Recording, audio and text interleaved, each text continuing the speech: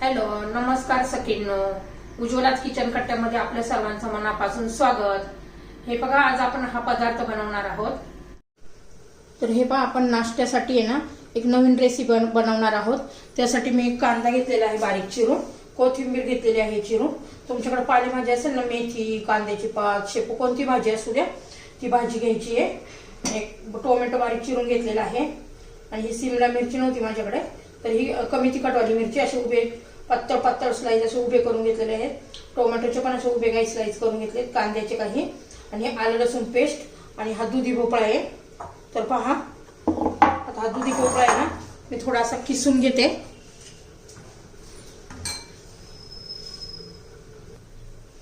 तर पहा, हा भोपळा आता मी किसून घेते. हेल्दी असा आपला हा नाश्ता होणार आहे. डब्याला पण देऊ शकता.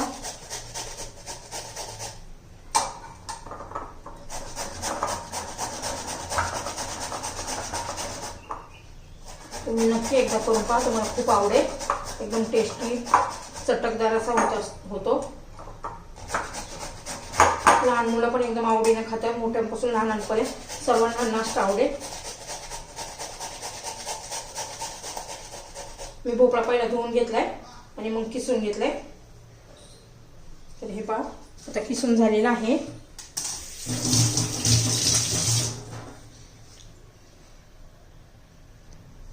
तर पहा, भोपळा किसून झालेला आहे. त्याच्यामध्ये आता आपण बारीक चिरलेला टोमॅटो घालू, कांदा पण घालायचा आहे. एक कांदा, एक टोमॅटो बारीक चिरून घातलेला आहे. हे आलं लसूण पेस्ट घालायचे आहे, मी किसून घेतलेलं आहे आलं लसूण, आणि कोथिंबीर म्हटल्याप्रमाणे तुम्हाला आवडत असेल ती पण पालेभाजी घालू शकता.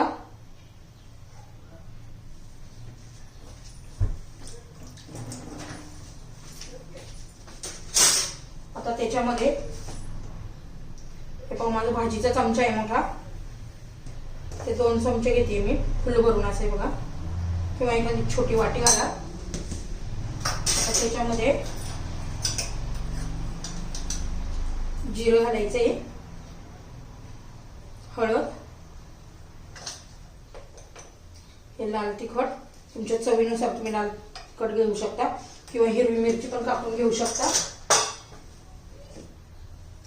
हा ओवा घ्यायचा आहे, थोडासा हातावर क्रश करायचा आहे. चवीनुसार मीठ घालायचंय.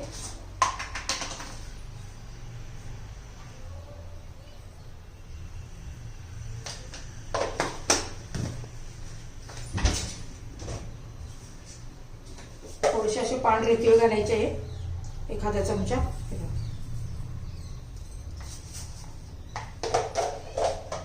तर हे सर्व आपण व्यवस्थित मिक्स करून घेऊया पाणी घालून. पहिल्यांदा आपण असं मिक्स करूया.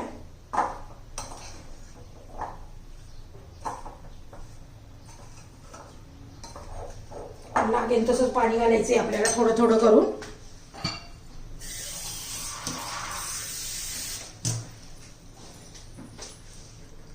खूप पातळ पण नाही करायचं आपल्याला.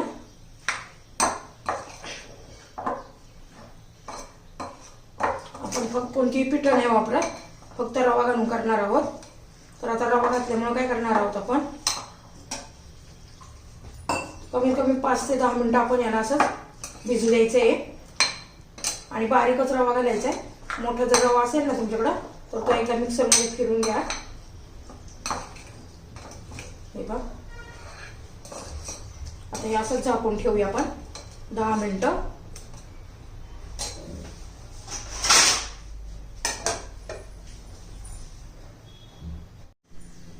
तर हे पहा, 5 ते 10 मिनिटं झालेले आहेत. बघा, घट्ट झालेले आहे. आपल्याला थोडंसं पाणी घालावं लागेल, खूप पण असं घट्ट नाही करायचं.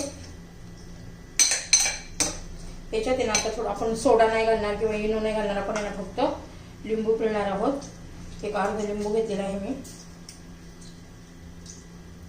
आणि खूप छान अशी टेस्ट येते. थोडंसं आता पाणी घालते, 2-3 चमचे. खूपच असं घट्ट पण नकोय आपल्याला.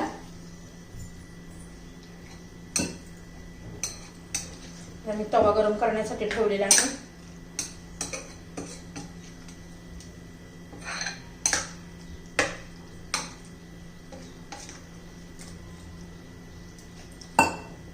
एकदम पाणी घालायचं नाहीये. आपला रवा पण छान असा फुललेला आहे. आता हे याचा पण आपण वापर करणार आहोत. हे लांब लांब असे काप करून घेतलेले आहे, कांदा, टोमॅटो आणि मिरची. तर पहा आता आपला तवा गरम झालाय का चेक करूया. तर हे पहा आपला तवा गरम झालेला आहे. मी लोखंडी तवा घेतलेला आहे, माझा भाकरीचा तवा आहे, त्यामुळे जरा थोडं तेल लावावं लागतं. आणि रवा कसा चिटकतो पटकन, त्यामुळं जरा व्यवस्थित तेल चोळून घ्यायचे. छान असे बघा तेल चोळून झालेलं आहे. आता त्याच्यावर आपण हे घालून घेऊया.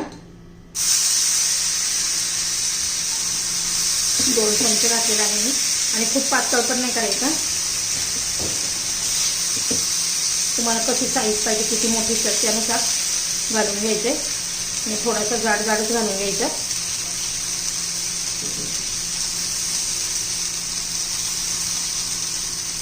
हे पण छान असं.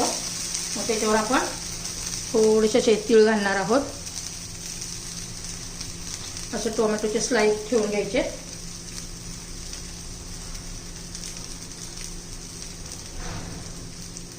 कांद्याचे पण लांब लांब असे काप लावून घ्यायचे. दिसायला पण छान लागतं.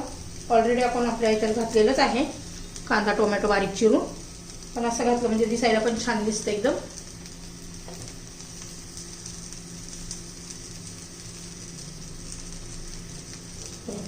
थोडंसं आपण तेल घालून घेऊया साईडला, कारण हा माझा लोखंडी तवा आहे त्यामुळे थोडंसं असं भरून.